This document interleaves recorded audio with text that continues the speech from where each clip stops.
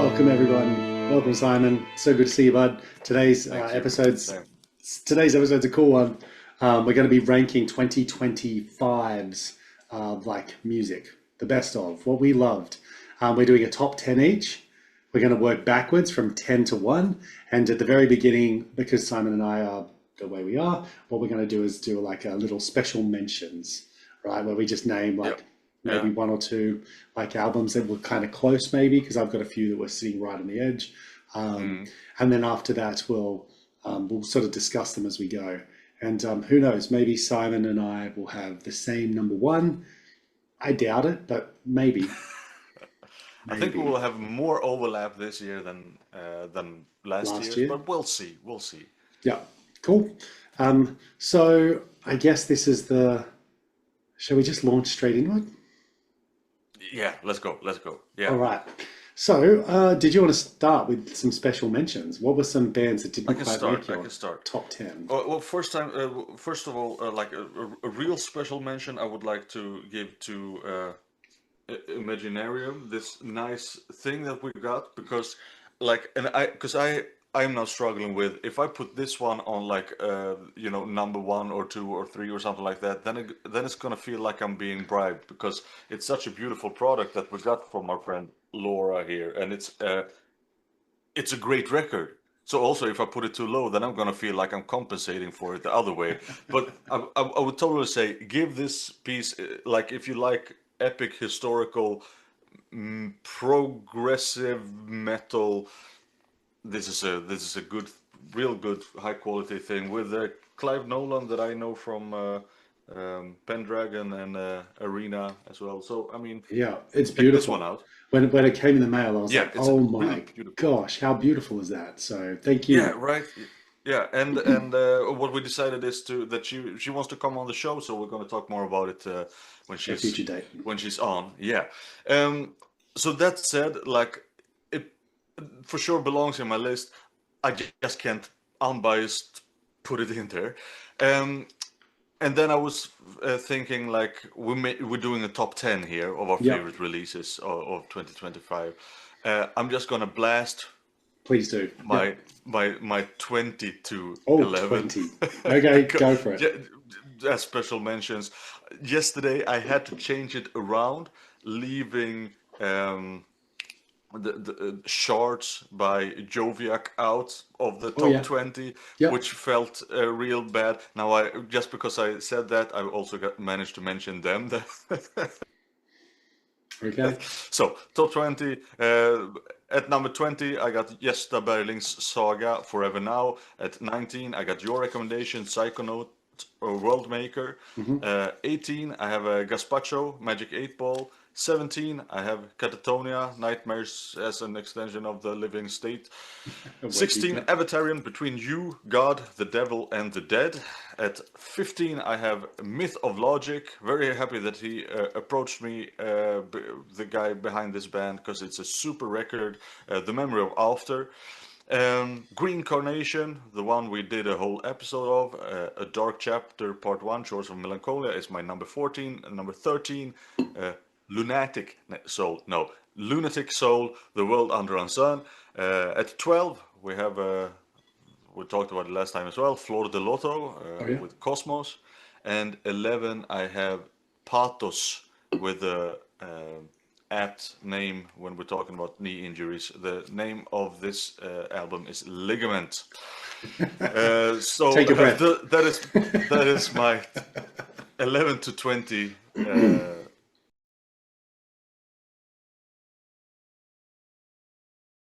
Yeah, I think with my just to I'll keep mine. I didn't go from 20. I have a whole bunch of my years. I just I picked my just top had to 10. I eventually. don't It blame was you. getting absurd. I Yeah. don't blame you. And so I came really close on three albums. So any one of these could have been like a 10th spot for sure. Yeah, Um, yeah.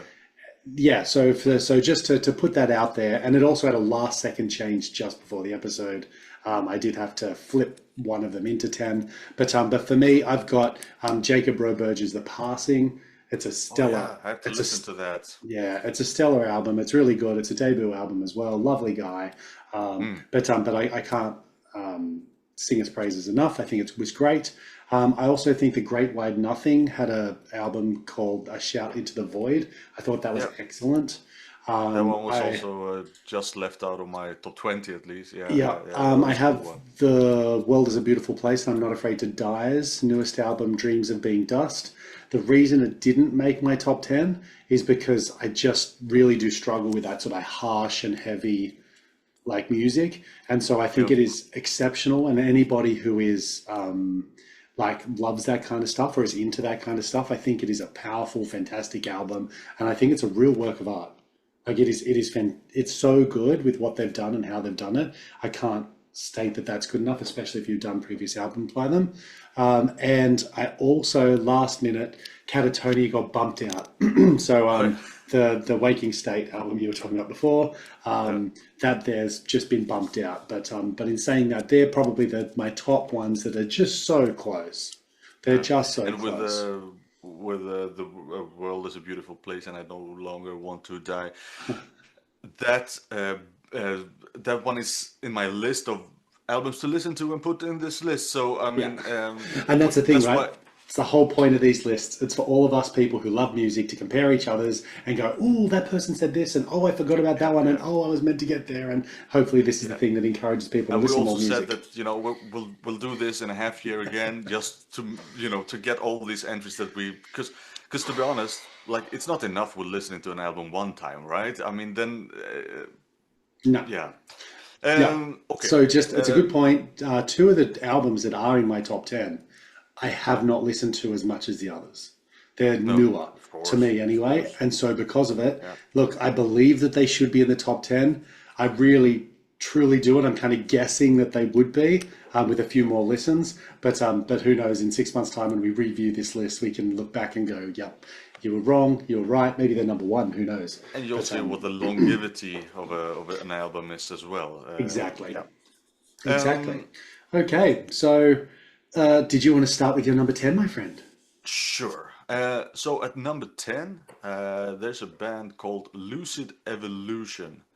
And I'm kind of proud of this one because this was a band that I have been following from their first song. And because they promoted it on Reddit, like, "Hey, we just released one song, a single," and I thought it was super cool. It's like a psych psych rock thing. It's like classic psych rock, but so psychedelic rock. But it is something that the drummer do, especially I think, with like using a lot of ride cymbal that just make it sound new in a way. But I mean, it definitely had this, late 60s, early 70s psychedelic, like space rock ish, and they have a female singer, and I mean great guitar, fuzzy guitar solos. Yeah, it's more like the space rock, psychedelic rock. Yeah, it's unique. It's great. Lucid Evolution, the album that now finally released now is called Late Dawn, so it's their debut, and I think they took quite some time with releasing this. I think over a year at least. Yeah, right. Yeah, that's my number 10. I'm very happy Awesome. that it is my number 10. Yeah. Yeah. No, that's cool. I've never heard of them, so I'm going to have to check them out. Or at least if I have, they're not coming to mind straight away. Oh, no, I think they are from the US. Okay. All right. Well, my number 10 is going to be Stephen Wilson's The Overview. Oh yeah. So, most people know who Stephen Wilson is, being a sort of prog rock sort of legend. He released The Overview earlier on this year. We did a bit of a review. I sort of worked really hard at listening to it and going over it. And to tell you the truth, I had sort of mixed opinions when I first heard it. But as the years sort of crept on, it's grown on me. And not just that, I saw it live, and seeing it live was a different thing. So for me, I have a lot more time for it now after seeing it live. And I've sort of checked it out. It's big. I think it's pretty ambitious. We're talking two monster tracks, really, that sort of run. It's sort of space themed as well, looking at the gravity of the world and how big it is and how small we are in comparison. But it's quite a heartfelt, and somehow he sort of pulls at your sort of heart as he goes too. I did have some moments where I sort of get pulled away from it in certain sections. But in saying that, I think it's a really fantastic album, definitely worth checking out. And if you are especially like long form, like long, prog rock stuff, I highly recommend checking it out. Yeah, so I would say this is definitely a very good album. I agree. I agree. All right. So at my number nine, I have a pretty new release Hmm. that I've spent quite some time with since its release. It first released as an EP. I'm talking about Moron Police, Pachinko, um, and I've. I'm wondering a little bit like so I mean it is kind of in the vein of maybe have act or like it's very upbeat, it's very happy, Yep. it's still it's a little bit like well it's very Japan themed, this thing pachinko is of course these playing machines Yep. like the slot machines things, Yep. and they also have like this more down this more relaxed Okinawa sky, Yep. and the That's right. song Yep. after And that, also, that's right. which is Okinawa, of course, the island where karate was born. Correct. Um, and so, I mean, I love that it's Japan themed. I love the whole, anime sounding vibe to it. I would Hmm. also say, like, if you like this stuff, for sure, listen to this guitar player. Oh man, what's his face? Uh, take Senpai noticed me. Uh, do you know this? What I'm talking about here? I have no idea what you're talking about. Situ Ai. It's like well, it's a kind of a guitar music. He does guitar solo music. Everything sounds like an anime thing, and it's also Awesome. anime themed. It's very much reminiscent of this, but without the vocals, I would say. And he did among others an EP called Senpai. Yeah, cool. Senpai EP with some songs like um, yeah, Senpai Notice Me, but But we're talking also about features. Pachinko by the Moron Police. Just so Yeah, oh everyone. yeah, yeah, it is. I mean, it reminded me a lot of that. Yeah, super fun album, I agree. and yeah, I agree. very many effects, and like I wonder, like, do I recommend the EP here? Because I'm also including EP in my top list here. Like is the EP better? Because my favorite tracks kind of are on that EP, which is like, but then it's like okay, 20-25 minutes is a bit short. On the other hand, is the whole album that is I believe 59 minutes. Is that a bit long? Maybe I don't know which one I prefer. Maybe the album. Yeah, Yeah, let's go with definitely the that. album. I think the album. Cool. Yeah. I think it's great. Um, okay, so that was your number Nine. nine. My Number number nine. nine was Legacy, ILO. So ILO's Legacy sort of hit the world and it went a bit nuts when it came out. Everyone was pretty pumped, pretty happy with it, I think. It was really well received. I think it sort of ticks all the boxes of sort of prog metal this day and age, everything you'd sort of want from it, really. For me, I think it's definitely what I'd call like a very good album.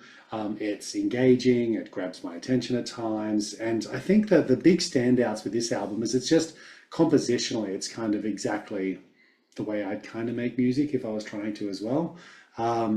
It's how can I put it? It's just like good prog metal. It's got highs, it's got lows, it's got space, it's got big moments, it's got small moments, it's got just nice contrast throughout it. I think it's just a really well put together album. It would, yeah, I think the thing that sort of stops it from being like a number one album in my books is just I struggle to connect with it a little bit. I think the vocals he could just do a little bit more, or maybe it's the vocalists themselves just don't quite hit me or resonate with me as closely as I might like. But that's not saying it's not a fantastic album. It really is, and I would recommend that this album for anyone that has like prog metal sensibilities and really loves, especially the clean vocaled ones. I think you should check this out, because if the vocalist is for you and you enjoy like the way he delivers everything and you can connect with it, then this is a banger, 10 out of 10, like fantastic album that people should check out. And I definitely think it's a really very good album. All right. What's your number 8, my friend? Yeah, I promise to give ILO more chances. My number 8 is none other than Jethro Tull's Curious Ruminant. Um, It was good, wasn't it? it, it was good. It was, but the thing was, like, this one has been going up and down a little bit because when I first heard it, I had actually only heard like no newer stuff from Jethro Tull than from 2000 maybe. So and a lot happened to Ian Anderson's voice since then. So like with the first track, I was like, oh, okay, whoa, is this for reals? but but then you kind of grow accustomed to it, and you know, manage your expectations of his voice, and then it's actually okay that he has this very soft voice. Um, like it's not bad to sound old if you do something good with it, you know. And I think he does, and I think that well, I'm saying he because I mean it's basically Ian Anderson band at this point. But I think that you know he has superb melodies and he can still play a flute and you know make all those things that It's take catchy, my it's yeah interesting, yeah it's got some really fantastic, like the flute stuff is great, isn't it? Sorry yeah to yeah cut you yeah off. absolutely. I'm Yeah, just no like, no no I agree. exactly exactly. Good And album. I think that there's a couple of tracks in like the first later half, like Savannah of Paddington Green and Stygian Hand, I believe those two, the way I think it kind of loses its track a little bit, where it just sounds a little bit too you know uh, doubting of like yeah going on some kind of autopilot that doesn't quite you know hit it, Yeah.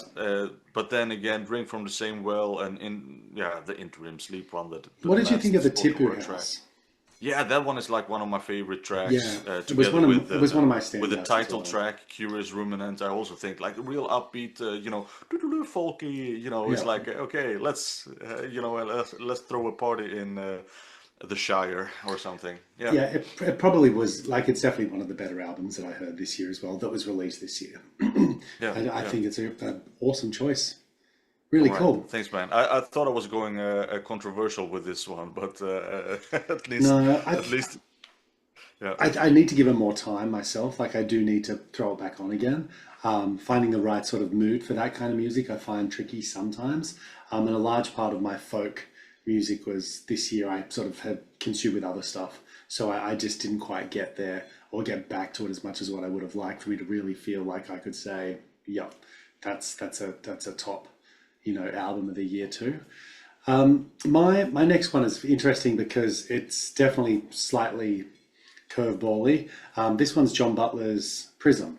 And I know I've spoken about it throughout the year, but this was an album that was one of the very few albums I could listen to when I was going through a pretty tough time, pretty ragged time. And it's an optimistic sort of jam session acoustic guitar work that just sort of made for an easy listen. And I think as far as easy listens are concerned, this is a sensational record.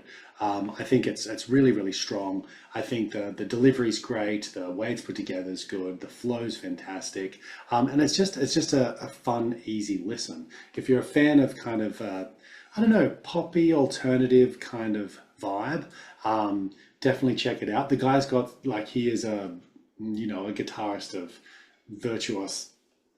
He's a virtuoso kind of guitarist. He really is sensational. You should check him out if you haven't. But I would say I definitely have to rate this album. I really do, especially the first. I don't know, like I think it finishes a little bit flatter than the beginning, but it has some songs that I say are just really sort of excellent songs. And I think the album on a whole is definitely a really good album too. Like it's a very good album. So maybe check that out if you're after something that's maybe a little bit, maybe simpler, is the way to put it, but it's got some groove. It's got a really cool groove to it. So definitely check it out. He's an Australian artist, so he's probably not known to many people that are sort of viewing this from outside of Australia. Okay, All right. 7. My number 7 is an EP, and that is Candlemass with Black Star. I talked about it earlier when it was released. I had not heard Candlemass Mass with this singer before, and I think he's amazing. Now I'm just short of his name, as always with names. But like he really has like gritty is like this is when you look up gritty in a dictionary, like how a gritty voice can be, Yeah, because it sounds like there's coming phlegm and or his he's got yeah some rasp, does he? yeah it sounds like he downed a bottle of whiskey before he Smoked a and few got cigarettes. agitated, yeah, and got agitated with someone and had an argument, and then Yeah, he went right. into the studio. Oh, I'm gonna have to And look it up. I've never heard of it. and it's also just very raw and heavy. Like I think that one thing that makes this, I could swear, I cannot confirm it, but I can swear that they did not use a metronome when recording this. Like it really like pulsates, It like when flows, it's yeah. heavy. Yeah, it can really drag and stuff with the drums, and of course everyone is joining it. It's tight, but it's not sticking to one tempo as far as I hear. Um, so that is a nice, organic feature here. That said, it's not jammy. It's like this is heavy metal, Okay, doom. It's of course a doom metal band, but it's okay. um, yeah, super cool, super good cover of Black Sabbath's Sabbath Bloody Sabbath, probably the best one that I've heard. Um, but also the original tracks are great. So I'm looking forward to them releasing an LP soon, or a full-length album soon, I hope. But in the meantime, this is my number 7th of releases this year. Love it. Candlemass, Black Star. Love it. I'm Black chucking it in. Star, Black Star. I'm going to chuck it on my list for sure. That's cool. That's great. I mean, I love the fact that we've got some different stuff going on. I love that we got some different sort of not genre hopping, but different flavors of what we're Yep. listening to. So that's cool. My next one's a different jump as well. So it's a good little sort of caveat, I guess. So my next one, I don't know if I'm pronouncing the name of the band properly, but I think it's Kauan, Kauan, for those that are trying to find it. The album is called Way Home. It would sit in this post rock kind of vibe. So this is my only post rock sort of artist. However, they definitely have some sort of doom metal background. So there's a little bit of growling, a little bit of heaviness that comes into it later as well. But this is a sensational album. It's something that I've only just jumped on. I think my first listen was in like November, and it was late November as well. So this one is one of the ones that I'm putting a little asterisk next to say I wonder where this is going to end up. But this is definitely the best sort of post rock sort of album that I've listened to this year. It is, I don't know, it's beautifully put together. The opening track is the one that I'd start with if I was anybody, because you'll work out if you want this album, if you like this album or not because of it. For those that don't like heavy lyrics or heavy vocals, there is a little bit later on, but they kind of serve the music in a way that doesn't like interfere with it or get in the road of it. And also the length and time of that sort of harsh growling, I find still palatable. So maybe my music palate's changing. We know that's been one of my things that I'm trying to do. But I would, and that's how it ended up on my list as well. But this is a really tight, fantastic, emotionally driven post rock album that I can't speak highly enough of. And I think it's definitely like has the potential to move up this list.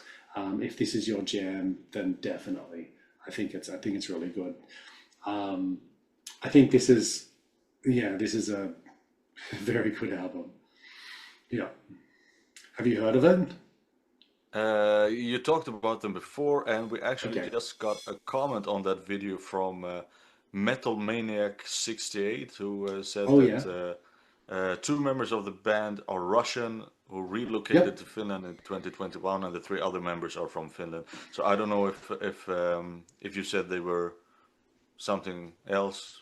I think I might have said they're a Russian band, I but think so too. Yeah, I think I did a bit of extra like reading after that comment too, and yeah, that's right. I think they're anyway, thanks to Metal Maniac yeah for listening in, for the and info. Yeah. yeah, and the thing is as well, if I remember correctly, they really sort of draw because they have like this again these kind of like slight folk sounds that kind of go on throughout it as well, and so I think it's unique. It has its own place in the post rock sort of realm, and it draws from those Finnish folk vibes for sure.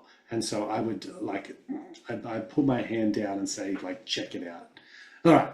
Right. What's next, Simon? What's your number six? My number six Let's is go. it's a band that I didn't know about until now. Uh, Actually, I checked them out. I think because they added me on Instagram, and I mean I know it's just a quick click, but a lot of times I always check out if the bands add me sooner or later.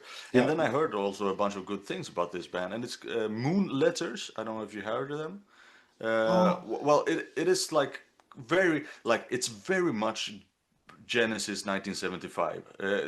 That's very much the category that it's in. The album's name is The Dark Earth. It finishes with a sick, like 17-minute epic, which just floored me. Like it had this melody that I thought, wow, what a melody or a theme that it comes back to, and I thought like this is some expert melody making. And then I realized, wait, I know this melody. And it is from, like, there's a short little, like, not interlude, but like in between tracks, of the 1980s Genesis album Juke. It's called yeah. Guide Vocal. And um,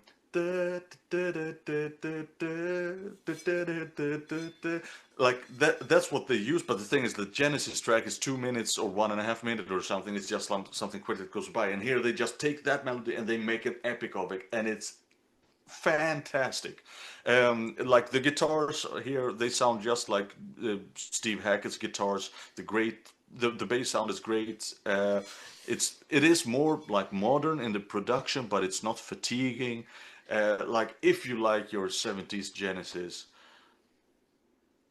this Check it is a out. must. This is a must. This album is fucking great. Moon Letters That's with This Dark Earth. okay. That's I think exciting. they're Norwegian. I don't know. Yeah. I just had a look. I've listened to one track by them on Last FM, but I obviously don't know them. It looks like there's one or two other people that I can see that I sort of follow on there that have listened to them as well. So, I mean, if you have 17 minutes, Dawn of the Winterbird, the okay, finishing one of this album. Oh, well, but I mean, you could, yeah.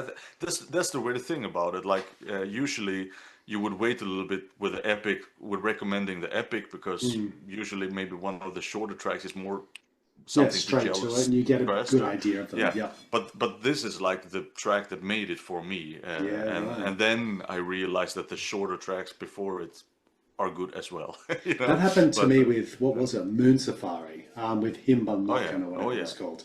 When I heard the Blue oh, Mute, no, no, the Teenage Angel meets the Apocalypse or whatever it's called. Like okay, that was the track that just sold me on that album. And I had to hear the epic first, and then everything else fell into place. So cool. anyway, I digress. That was what 2 years ago or something. Hmm. But we'll check out. I think it's 2023. If it is, check Yep. out that episode when we make it. Okay. Sorry. Did I cut you off? Was there anything else you wanted to say other than just it's fucking great? I think was the words you said. No, no, no. Go ahead with your number six. Okay. So my number six is Royal Sorrow. The album is called Inner Deeps.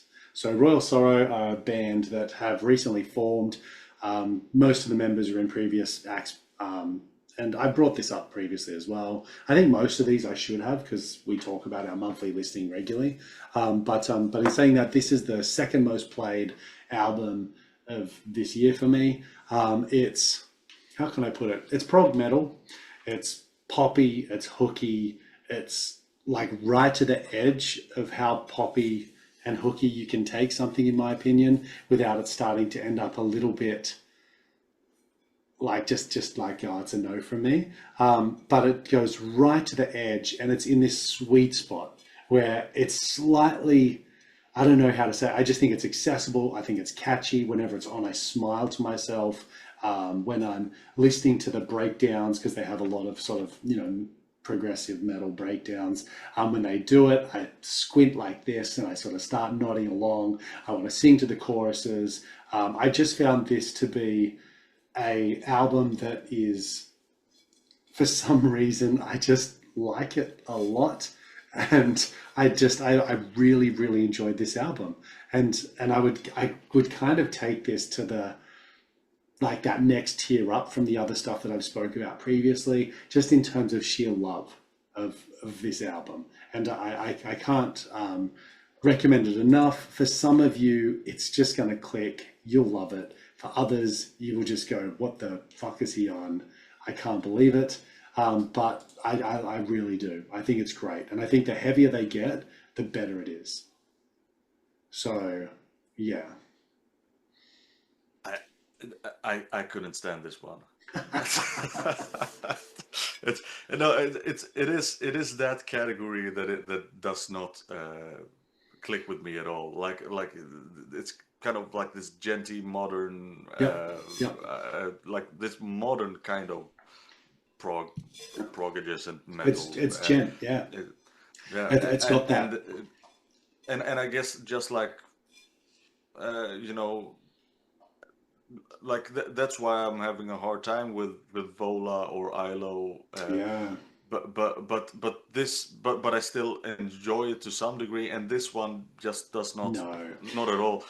Um, so I mean, indeed, if you're more into Josh's genre of music, Well, if you know, what I yeah, was gonna say though is, like, it definitely pushes me to the edge where I go, where, like, and so I have to turn my analytical mind off a little bit and just succumb to the moment of just enjoying the the, and that's how it's the supposed to hookiness. be. And And you know, in the end, and I it's would all say about for what's. anyone out there as well, like, I would say that the ILO is a good example of something that fits in a similar category, but they're both very different. And I would say that ILO, from a composition point of view, from a, like, the way that it's kind of constructed, has a much more sort of personal feel to it, whereas the Inner Deeps by Royal Sorrow is definitely more, I don't know. There's like it's nearly like metal by numbers. It's kind of like, we're going to do this, we're going to do this, we're going to do this. This is the way we're going to do it. But fuck, it kind of works for me without it being in the category of like corporate metal or corporate rock, where it's just clearly they've just got a formula that they're reproducing. And so I think it's, look, I get why you would say that, and that's why I put this disclaimer out there as well. But I think it's good. But that I don't enjoy it doesn't take anything away from No, that's right. the quality of the. I mean, in the end, this is our subjective lists, and no And one can. we can argue with each other or disagree with each other, and it's no problem, because your Yeah. taste should be your taste. If your taste was my taste, I'd probably prefer to not have to, like, organize the time zones and, like, kind of stuff and have this conversation. But no, I respect your opinion, and Th- not just that. I want to th- seek it out for This other is one of those experiences. places where our Venn diagrams does not overlap. Let's see here. My number five Yep, go for it. is I don't have to talk too much about because we made a whole episode about it, and that is Stephen Wilson's The Overview. There you go. Um, So this is the first what one I that we've might, shared. Is that right? yeah, maybe you're right. Yeah, in the top 10. Yeah, I yeah, think so true. far. So far, it's Yeah. the first one. Yep, continue. But yeah, I would say that this one has grown on me. I liked it when it came out, but I had some, objections about, or like, some pointers. But I think that those are gone now. Like now when I come back to it, of course, that's also the thing. It released kind of early in March Yeah. or something like that. So now you also have memories of it. So now when you're coming back to it, you have memories of it. So that, these uh, records that are a couple of months old, they actually have that as a little flying start with this. Because This one has some staying power. This yeah, one has some yeah, staying yeah. power. This one gets better when you come back to it, and yeah, I think it's a great album. I don't have to say too much about it. That's my number five. Yeah. Yeah, and that's why it's made it in and pushed If you want to hear Catatonia me and a talk few more others. about it, you should check out that episode where we do an album analysis of it. Was that the episode where we had the microphone drama? I think it might have been.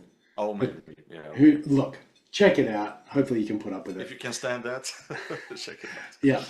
Okay, so that means we're now moving to my number five. So my fifth one is you did bring up earlier. So I'm putting World Maker by Psychonaut at five. Cool. Yeah. Cool Yeah. album. Cool recommendation. This is a. I think I know you haven't done much on it, and this is also the other one. I said there was two albums that I was going to put in the top 10, hoping and knowing and pretty darn sure that this is going to be like definitely deserving of this. For me, I've played it through a lot. Like we're talking, I don't know however many scraples it is, but it's very early for me. I only started in November again, but it's great for somebody who struggles with heavy vocals as well. I think it pushes me at times, but I think it's fantastic. It's deep, it's immersive, it's got a lot of integrity. The soundscape is fantastic. There's like this instrumental moment halfway through the album, which I think is just so good. Like it's so good. And I think there's just a lot in it. Like it's fantastic. I wrote down, because the other way sort of in the top five, I wrote down that it's atmospheric. I think it's understated, and it's in terms of what it does. And I think the contrasts are fantastic. So if you're into music that sort of sounds like that, I'd sort of say it's got some leanings towards like a Lucid Planet kind of soundscape. Yeah, and it's got sort of the sort of some rhythmic stuff that's behind it. Like it's got some really cool sounding sort of bass, sort of tones and bass, and the drumming's really good. And it's a tight, fantastic album. I would rate that as something that's very good and definitely worth. Like I'd say excellent. This is an excellent album.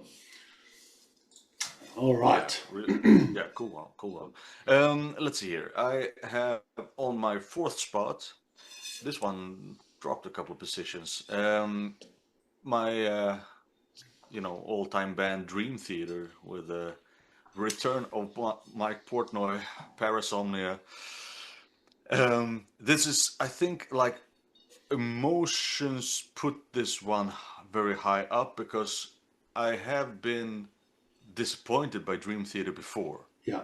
And so I was like really like, oh come on, he's back. Don't suck, don't suck, don't suck. And it didn't suck. And so I was so happy about that. Did everyone And I get that put at it all home? the way up. Number 4 on Simon's list. It didn't suck. Yeah. No, but like so I like when that released, it was like automatically the number one, and I think that like the released on the single Night Terror, Yep. which I thought like that instrumental section, like just how it drops from to a slower rhythmic and you have this You're talking about the synchronized chorus? section with the sorry. Are you talking about like the chorus? So when it goes from No, like this the keyboard moments and then dumps into the chorus? Because that's slow too. Yeah, okay. Yeah, I know the one. And then they slow it down, and I just think that like, okay, that's a pretty complete song. And then indeed there's some amazing guitar stuff from John Petrucci. It also has like great great guitar stuff in general on this album. Indeed, if I wanted something more out of it, I would say that I kind of wish that they didn't stick to the um, that metal, like since 2003 or something. They when they made Train of Thought, they kind of had like this prog metal blueprint of Hmm. how they did all the records after that, and they kind of stick to that. And I could sometimes miss a bit more of the more progressive, more classic prog thing what they did before that. How but if you like your metal Dream Theater, this is, you know, of course, it's not gonna be like those albums that are now 20, 30 years old, but it is, I think, the best that they've done since, yeah, in at least 15 years, 20 Yeah, years. cool. Yeah, yeah, I think I, so. I Yeah. listened to I did listen to it once through or twice through, if I remember correctly, but I never got back to it. I was meant to. I listened to the feature song, like the Night Terrors one, that you were talking Yeah. about before. I listened to that like quite a few times, like a good 10 times, I'd say. I'd say the actual song itself. And I thought it was good, but for me, I just didn't get there yet. Like, I don't know why, I just didn't prioritize it, but I think the fan favorite is it's called Bend the Clock. Like that is like the fan favorite of it, which is a little ballady and has like for especially some amazing guitar solos at the end there, which is getting a lot of praise. But I have to say, like now when I came back to listening to it again, whereas I haven't listened a couple of months to it because this one released super early. I think it was February, and then I'm thinking like, okay, maybe I kind of, it was mostly emotions. Just I was just so happy that it was good that I put it up there. But maybe it's not quite as good as like objectively. Like it's more yeah, the you're whole worried about happening. the bias thing. I get it. Yeah, yeah, totally. And I mean, in the end, when it comes down to it, you just have to listen biased to music. So that's also a little bit of a bullshit thing. Like, but I'm not enjoying it as much when I'm coming back to this one as compared to maybe Steve Wilson, which I'm enjoying more to when I'm coming back to it later. So this one dropped a little bit at the end of the year, whereas Steven Wilson got a bit higher at the end Yeah. of the year. I think So yeah. I was just Yeah, going to but say that it's Dream Theater. I mean, I think like if you like Dream Theater, you will have heard this album by now, so I don't have to elaborate too much on I was it. going to say I'm pretty sure it's ranked right up there with the best of 2025 for like many music channels. So I think Yeah, people but have. yeah, but at the same time, like even on the Dream Theater subreddit, I saw that people were like, I'm not really, putting this one in my top 10, and that's Dream Theater fans. So I Yeah. think that I appreciate this more than a lot of Dream Theater fans do. Yeah. Yeah, I think it's kind of like the Catatonia thing as well. Like that was very mixed, wasn't it? You have some fans that Yeah, thought it was yeah. up there with one of their better albums of all time, and then you have a whole host of others that were just kind of like I'm unsure. So I think that'll And maybe that's happen with the also traditionalists. has to do with the setting changes. Like of course you had Anders quitting Catatonia, Yeah. which of course upsets a lot of fans. And I think, I mean, Mike Portnoy of course has more fans than Mike Mangini, but in these last, what is it, 13 years, Mike Mangini has That's right. made of course, has a bunch of fans now that actually Mm, prefer him over Mike Portnoy. So I'm guessing that also gets some slack there. And mm. maybe those old school Dream Theater fans, they will rank those old Dream Theater albums higher anyway, just like I do. So yeah, I guess that's it.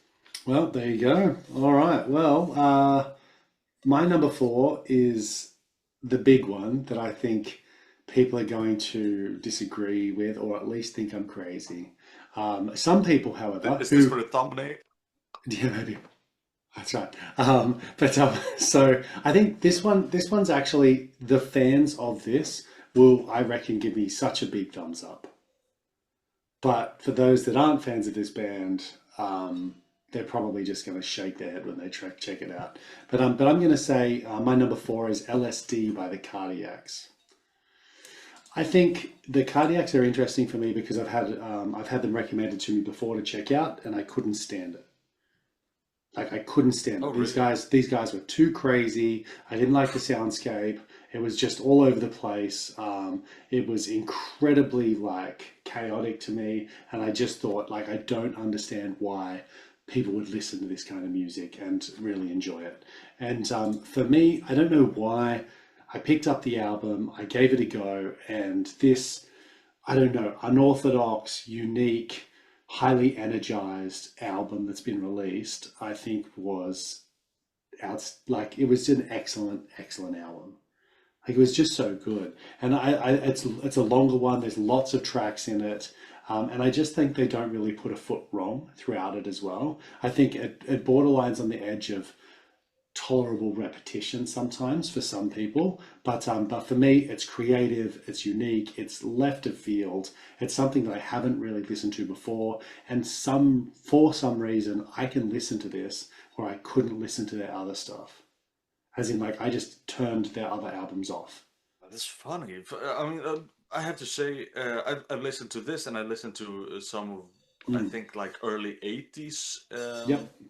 Yeah, because it's been what is it? Please excuse me for the die-hard fans. I think is it like 25 years in the making or something? This maybe 30 years. Sorry, in Oh, the have they not making. released something for decades? Yeah, no, Okay, this is okay.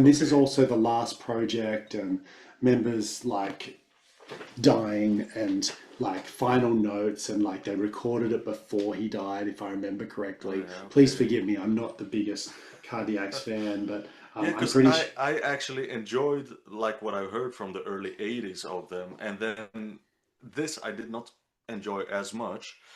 I had a hard time with this album, so it's not gonna be in my top four, top three, what it, and it's not even in my top 20. But that said, I don't think that per se the old stuff was more chaotic than this. That's not how I remembered I it. don't. I'm But I not mean, saying that either. I'm not saying that either. But for some reason, this worked for me, and there was something yeah, about yeah, this that just worked for me. And so I don't think that how chaotic it is, or the things that they're known for, like that unorthodox approach, or the sort of the sound of it, is anything that's that different because it's not. But for some reason, this album stuck, whereas their other stuff I couldn't do. And if I yeah. remember correctly, like I just was having a look here. This band was formed in 1977, if I remember correctly, or it was formed in 1977, and they were active until 2020, right? And so the interesting thing is that like, um, yeah, it's been a very long time since they've released an album here. So anyway, that's just worth you know mentioning, I think. Okay, so anyway, so look, it's left of field, but I think it's undeniable. I've enjoyed it. I've had it on a lot, and I'm going to put it in at number four. And I think this is an outstanding album. Cool. Top three. Drum Drum roll. roll. All right. At my number three, the thing that actually kind of a new discovery, sort of, is Lars Fredrik Fröisele with Gamle Mester. Do you need So a this tissue? I missed that. so this is uh, the keyboardist of Wobbler. Oh yeah, Wobbler, you maybe know, yeah. yeah. I mean, we're talking this 70s prog sound here. Lars Fredrik Fröisle, in case you want to hear it again, that's his Please. name. And the album name is Gamle Mester, so Old Master in Norwegian. And it is like a very, yeah, very 70s sounding. Like it's more difficult to pin this down to say this sounds like, I just had Moonlitters in my top 10, right? Where it's like this sounds like Genesis. This is not that I can say this sounds like Genesis or Yes or King Crimson or like something specific, but it's absolutely that era of 70s um, prog. So for all fans of this one is super cool, and it's also in Norwegian, which I think is fun because there's not too much prog in Norwegian. Like um, in the Swedish prog scene had lots of Swedish vocals, whereas I think like the most famous program from Norway in those days, they were singing in English. Um, so yeah, I think like the vocals are probably kind of toned down compared to the other one. Like this is more focused um, on the instrumentals, but there are vocals throughout. Um, and he has a pretty incredible um, the stuff he plays on here. Like he plays drums. He's great at it. He sings. He like with the keys that he uses. He uses a Hammond. He uses a Mellotron, a Mini Moog. And now there's some stuff that I don't actually know. Is the synthesizer a Chamberlain Yeah. M1, a Horner clavinet, that should be electric piano, right? Yamaha CP70B, I don't know what that is. William de Blaze Spinet, ARP Pro Soloist, that's a synthesizer. ARP Axe, Solina String Ensemble, Tremoloa, Rhodes MK2, a Wurlitzer And 200, they're and a all, recorder. yeah, So okay, yeah, he plays a lot of different. I cool. and I have to say, like that is something that I can miss uh, with prog metal.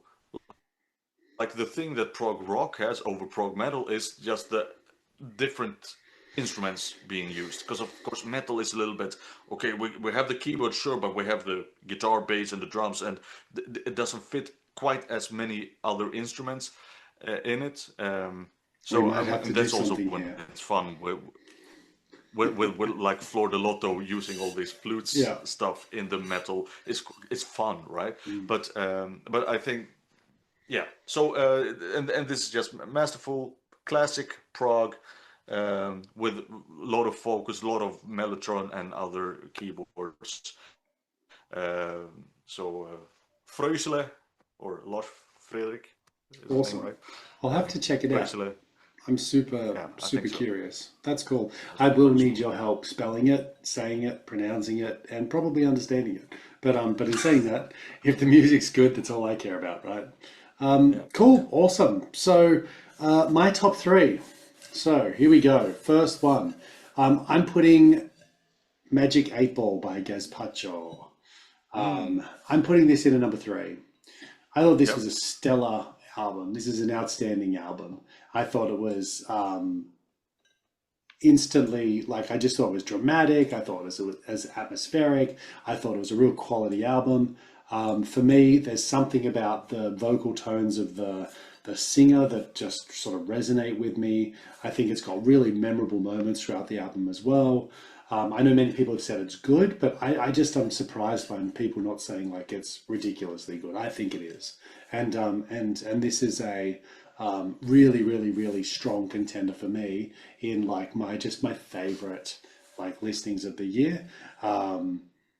I just think people should not sleep on this. I'm surprised that more people aren't liking it, especially the Marillion fans.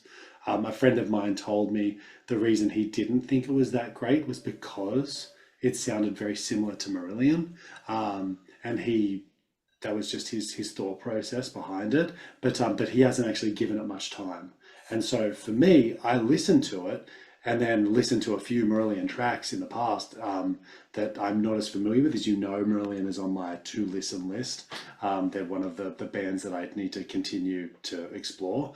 And I listened to a few and I was like, oh, yep, I see exactly what he's talking about in terms of like vocal tone, quality, and probably the genre that it fits in as well. So for those of you who might like Marillion out there, I think it's probably a good like connection. But in saying that, I think for me, who is not as familiar, and maybe that sort of, I don't know what you call it, like, isn't sort of neo prog, um, like. I think this Yeah. is probably like, I don't know. I think it's just a wonderful album, and I know you brought it up earlier as well. Was it number 10 or was it a special I'd put it at number 18. So 18? So what it's in your top the 20. reason it's in my top 20, but I think that it's like you have the single, I guess, the title track there, Magic 8 Ball, which is a kind of an upbeat Yep. song, dun, dun, dun, dun, dun, very memorable indeed. And I just kind of wish that they had more songs like that on it, because the rest is all slow, Yep. you know. Yep. Uh, and I'm having a little bit like trouble figuring out what to think of his voice. Do I like it or do I not like it? In either way, it's unique, and maybe I will, make up my mind at some point about it. Yeah. Yeah. But yeah, to me, I just wished there were some more um, upbeat moments I because think it's Magic 8 very Ball is a slow. great standalone song, but it doesn't to me Yeah. have the same sensibilities as the rest of the album. So I think it's the right time to put it in. I think it fits the album to a degree, but if you like that track and you want more of that, this album is not for you. Um, but No. the No. other stuff I love, like, the one that's We Are Strangers or whatever he's singing as, the sort of key line. I Right. think it's the second track. We are Um, strangers. yeah, like this, I think that kind of stuff, it just It sets, is. like, it is the tone. If you enjoy the first two or three songs, then the album's probably a home run for you. If you like Magic 8 Ball, which I do really like, I think if you want more of that kind of stuff, then it's probably worth like exploring the rest of their discography maybe too. I think if I remember, I did Demon, which I thought was quite good. So the album before this one, I think it is. I need to check that up in the background. I didn't prepare for that, but I'm going to explore their previous discography at length. I think because I've enjoyed this so much. Okay, number two. It's fun. It's Yeah, it's funny that I'm critiquing My Gazpacho for being choices. too slow when my number two album is a slow fest. so my number two is Bioscope with Gento. You brought these guys Um, up a bit earlier on in the year, didn't you? Yeah. yeah, so this is Steve Rothery and Torsten. I'm not gonna pronounce his last name. Um, from Tangerine Dream. So this is like space rock ish. It's lots of it's Tangerine Dreams like with their space rock era, but then with some great um, guitars from crying guitars from Steve Rothery from Marillion, of course. So and just two things that I very much enjoy. And indeed, if you like this more spacey stuff that Marillion includes on their later albums, where it really can take its time and it's almost ambient. Yeah. This is it. This is more of that. And yeah, I just really enjoy it when I'm listening to it. And I mean, that's what it comes down to, of course. Like, are you enjoying to what you're listening to? Um, yeah. So that's it. That is in the end my number two spot. Also released early in the year, like in March or April, I Yeah. believe. Okay. Well, my number two is Lunatic Soul's World Under Unsung. For Mhm. me, Mario Studa has hit a bit of a home run here. I think it's a great album, and it will I have to correct always. myself. It was released in August. The Bioscope one Oh was yeah, released in August, not in April. Sorry. Go it's on. okay, no Lunatic problem. Soul. Lunatic Soul. I think this album's great.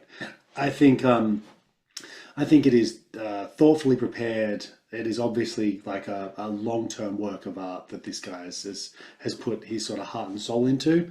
I think that most people's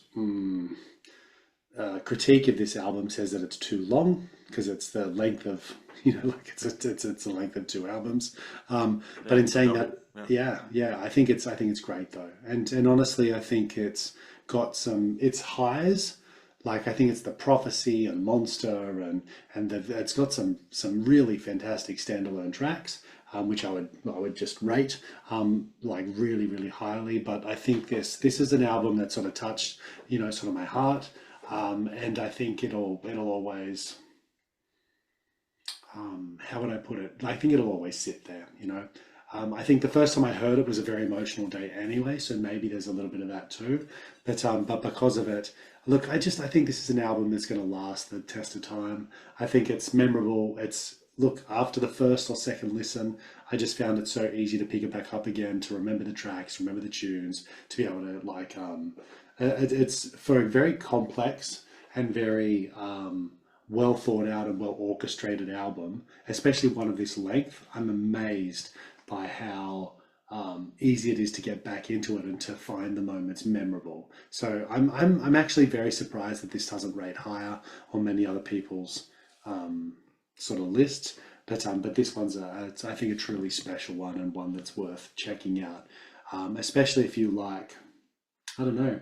Again, this isn't a very fast like thing, is it? And now that I No, think about it, no, I've got like no. Lunatic Soul, It's slow. Gazpacho. They're slower for sure. The Cardiacs is the opposite. It's frantic. Um, Yeah, yeah. Psychonaut's pretty slow. Royal Sorrow, I guess, is like it's a mix. Cohen's slow. John Butler's pretty poppy. Yeah. Anyway, it's interesting. I think there's definitely some contrasts here, but this one is, it's not a fast album. You need to be able to put it on in the background and just sort of think about to it.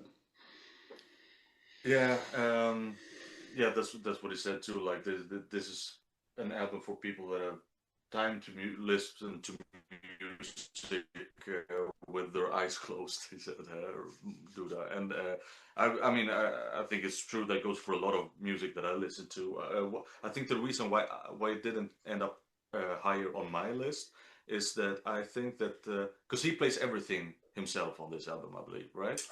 He definitely uses some other people, but he can, and I think put it together playing it, that way. I think in the past he's played majority, but I think he gets he's got a drummer, is it? That's a friend of his, maybe, and but I could be wrong with that too. Does he have a drummer on this one? I'm not sure. Um,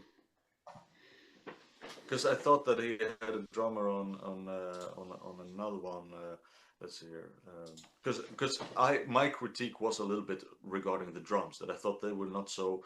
Um, you know, I He thought could they have were a done. He little could bit have. boring, the drums. He could have done probably a little bit more, especially for us who love our sort of prog percussion. I know both you and I really, really love it when it and thinks that the drummer is sort of the heart and soul of a lot of the stuff that goes on. But but in saying that, yeah, maybe I think that's the case. I don't think it needs more, but but I could understand it if people were wanting Yeah, something a little bit more because interesting. uh, and I guess like when it is like this, that it's just a bit toned down. It's a little bit, exploratory or whatever. Uh, I guess what you need then is someone like Bill Bruford that just can make some, weird percussion things that is, to keep that exciting. I think, whereas this was a little bit more straightforward on, like, it was not a lot of focus on the drum, and that should not be, I think. But yeah, so that one held it a little bit. That aspect held it back a bit for me.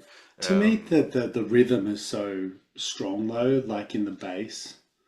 Like obviously the bass sort of guitar stuff is mhm. so strong. I think that to me sort of takes it sort of shoulders the album. It sort of puts it on its back. But I hear what you're saying for sure, and I think that is something that I absolutely love in music. He's a great drummer, so I can understand why you might think that too. All right. Let's do our number one. Your number one Look at first, this. my Look at friend. this. We have wonderful winter at the moment. See how white everything is. Looks black and So white to white. me. Yeah, that's Yeah. crazy. I'm we've got I'm we've got thunderstorms happening at the moment in Australia. We've had a really hot day, and it's still like lightning strikes and stuff. So I wouldn't be surprised if you guys can hear the odd thunder crack in the background too. okay. So that Number I was one. trying to distract. Mm-hmm. Let's. Okay, my number one track. Let's Yes, go. my number one choice is my, you know, little darling band that I've held close to me since I discovered them 25 years ago or something. And it's a small band, a little cult band among prog fans. I guess maybe they're not really fitting in the modern prog, not really in the neo prog, but also not in the classic prog. So maybe it's a bit difficult to find their uh, Like genre or category yeah, sound. yeah, exactly. It's not a given one for a special kind of prog fans. I guess they fall a little bit in between because they have their own thing going on. Um, I'm talking about ACT, the little Swedish band from Yeah. Yep. Lund, I believe. Yeah, so their EP, an EP wins this. It's actually not an EP because I think it's 40 minutes long. It's called Eternal Winter, and it's the last of a quadrilogy of albums or EPs.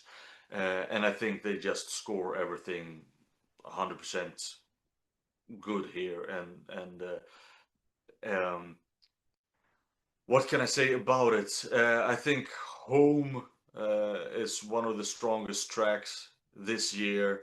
I think the whole concept of these four albums are very exciting. It's like it feels personal, yet it's fantastical. Well, it's a you know doomsday escaping doomsday thing, like going to a planet, but it's from or like escaping Earth when the a meteor hits, and then going back to it, and uh, but it explores it from a family kind of point of view, so it's still very emotional or whatever. What And was this album called?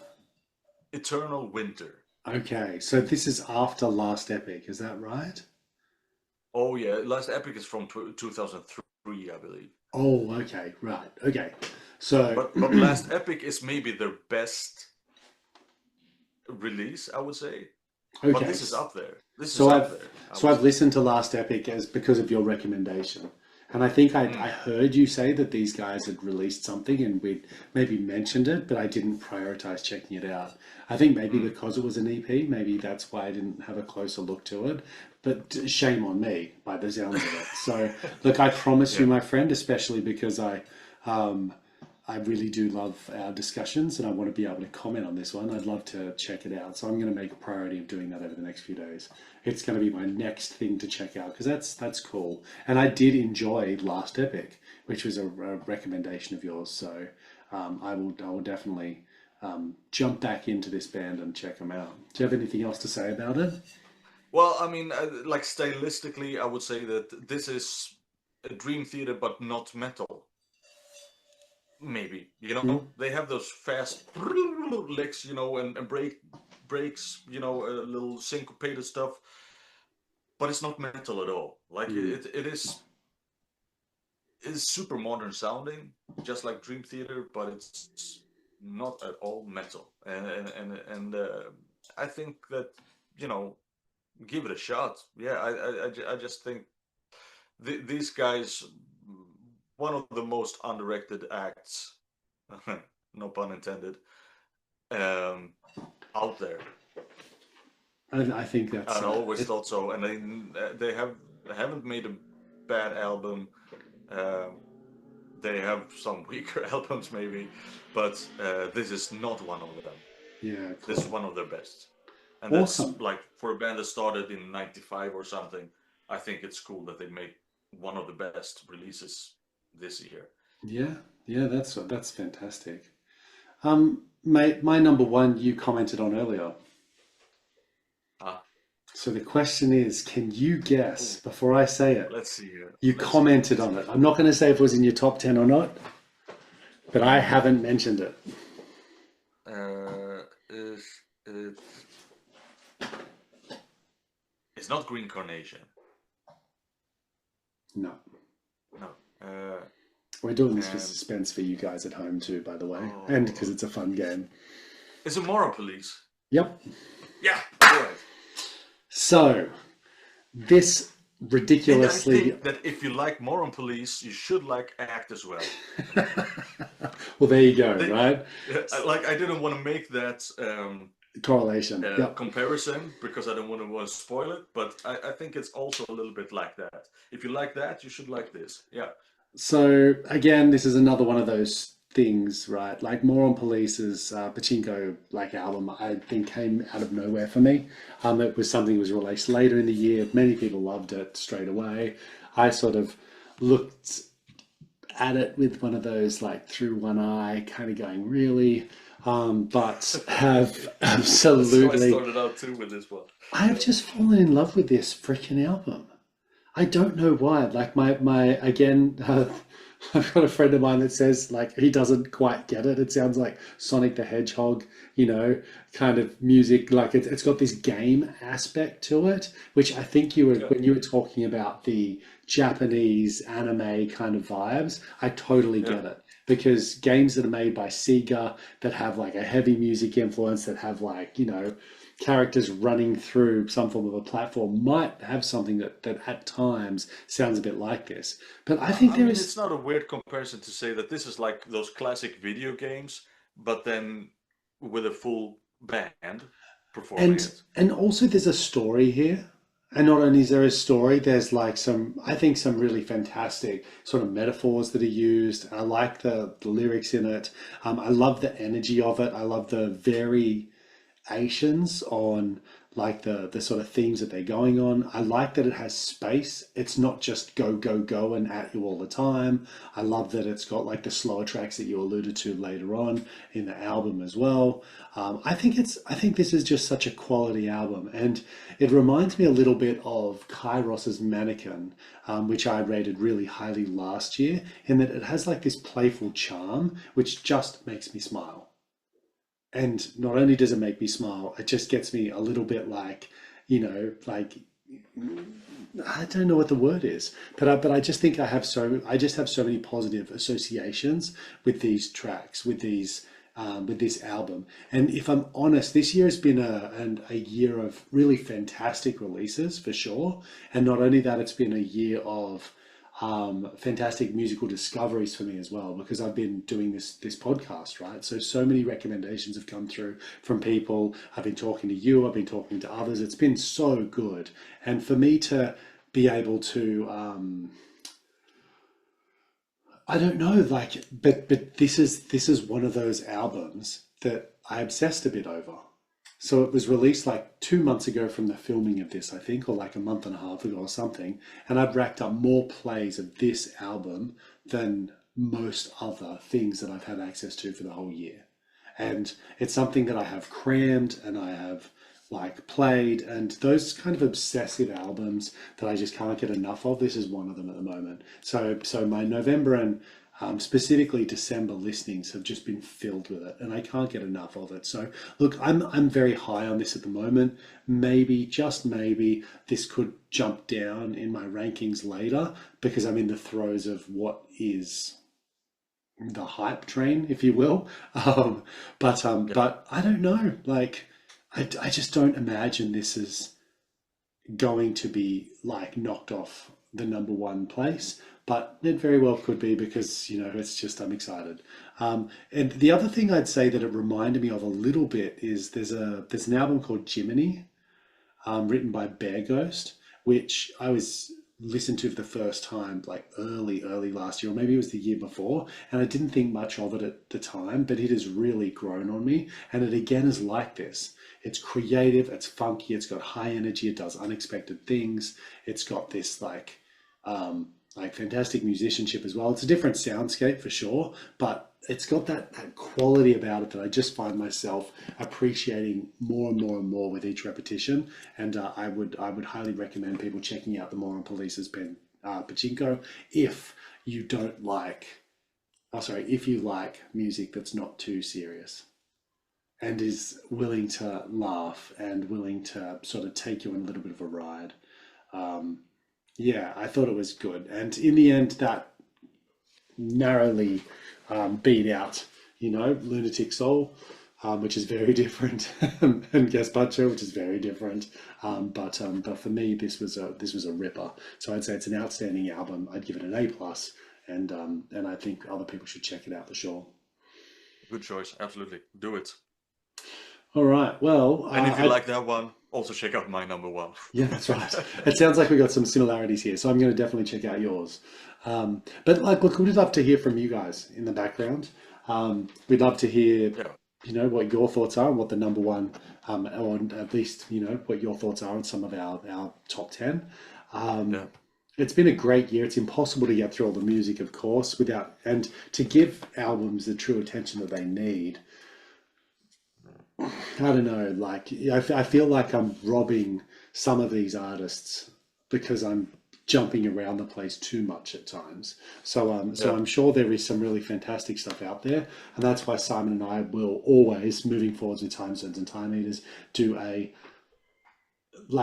retrospective. We're going to go back in time and we're going to go, here's what our favorites were, and here's what we actually think they are once the hype died down and we got across everything that, was sort of Yeah. released that year that was good. Yeah. I also have like 10 albums listed here that I need to either listen to at all or just give one more spin to be able to say anything about. So, yeah.